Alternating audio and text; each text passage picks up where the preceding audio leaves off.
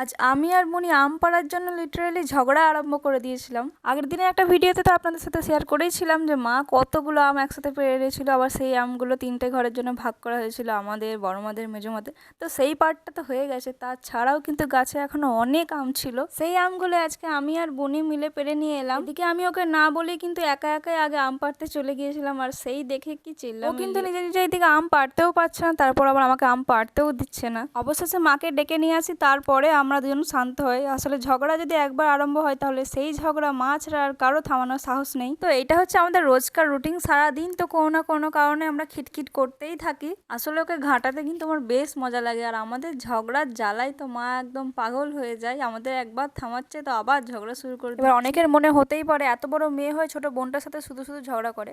আসলে এই সমস্ত ঝগড়াগুলো শুধু শুধু হয় না, বাড়িতে ছোট ভাই বোন থাকলে এমনিই হয়ে যায়। আমাদের তো দিনে 2-3 বার ঝগড়া হয়ে যায়, তারপরে আবার নিজেদের মধ্যে সব ঠিক হয়ে যায়, আবার কথা বলা আরম্ভ হয়ে যায়। আর এদিকে দেখুন, আপনাদের ঝগড়ার গল্প শোনাতে শোনাতে কিন্তু অনেকগুলো আমই আমরা পেরে নিয়েছি। আর এরই মধ্যে একটা গাছ পাকা আম ছিল, সেটাই মা এখন কেটে নিয়ে এসেছে।